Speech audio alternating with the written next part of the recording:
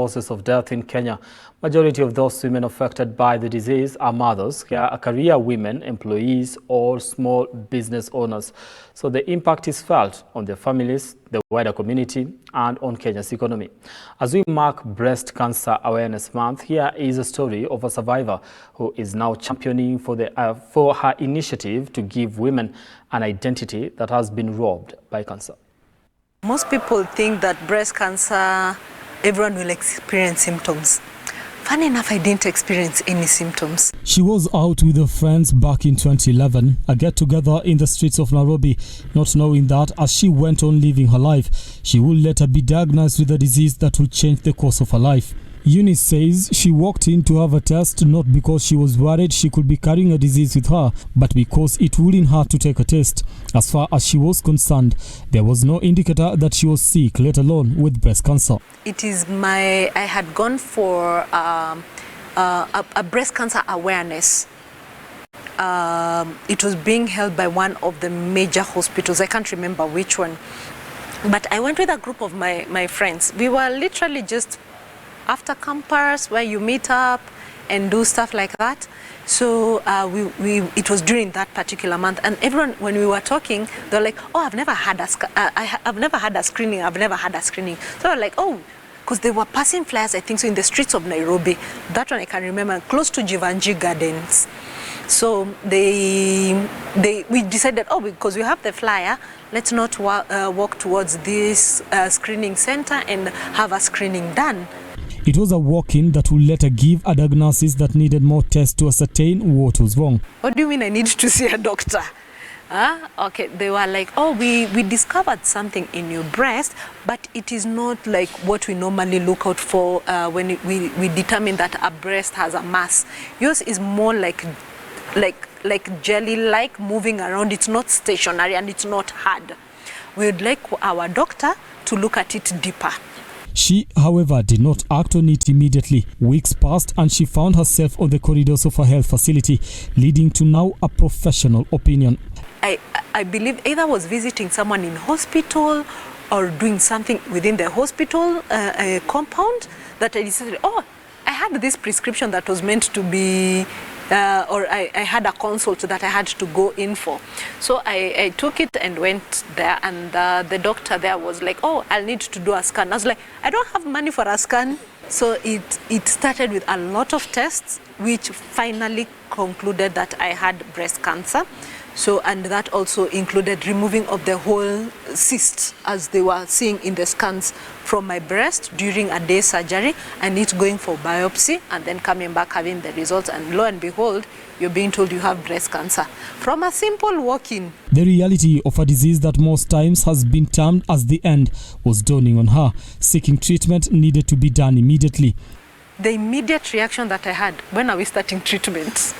Until the doctor was concerned. Did she actually understand what I said? Because no, he was concerned. Are we dealing with a case of denial? Yeah? So he was like, no, you do this, go home, think about it. I was like, no, give me the treatment plan. So he was shocked. And he gave me the treatment plan, and then I called my brother, and he came to pick me up from the doctor's clinic. I think when I saw my brother, it just now actually dawned on me. This is what is going to happen to my life moving forward. And then I cried like a child. Because I think now the shock kind of hit me. And now you're thinking, I've had cancer. People die from cancer. So am I amongst them? You're already counting yourself into that group. Her family worried. Traditional medicine's ideas were not off the table. So you can imagine, no one had time until I think so when I was admitted, when everyone sat and now had to think. Then that's when it started dawning on everyone. Do you know this is going to change all our lives? We have to think of who will be the caregiver, who will be going with her to the hospital, who will be making sure that they get the right information from the doctors and it's the right thing that is being given to her. So everyone, it wasn't easy. It wasn't easy because that's when we had all this other conventional medicine or traditional medicine going around. There was the trip people were making to Loliondo. You remember that everyone was like, no, let's wait, let's go to Loliondo. Even people who are learned were like, let's. At the age of 28, her journey had changed as she decided to go through surgery. Undergoing mastectomy robbed her of what she terms as her identity as a woman. Because in the beginning, I went in as a whole woman into a hospital. And then you're coming back without a feature within your body that represents you as a woman. And that was one of my breasts. So I felt like it took away my femininity in the beginning. But with time, I have grown to accept myself and my new lifestyle. Yeah? And now I know I'm more than a woman. It doesn't just take my features, but that's what it took in the beginning.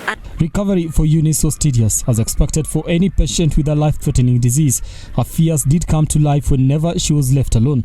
Chemotherapy, an experience that she says was too much for her. Chemo is an experience. Until today, I cannot explain or describe it. Because you do not even know what you experienced yourself. You don't know if you felt pain. You don't know if you felt confused. You don't know, because it just attacks your body. And it attacks your body in the sense that you even lose your sense of thinking. So it just attacks your body, but it only takes like 7 days. And then after that you're well, and then you're thinking, I'm going back again for that whole process to happen. However, in all the struggles, her motivating factor was the people around her. My faith, I'm a Christian, born and raised, so my faith also kept me actually looking forward for tomorrow. Yeah? And then finally, your family, you look at their faces, you're like, I have to get well. You cannot break these people's hearts.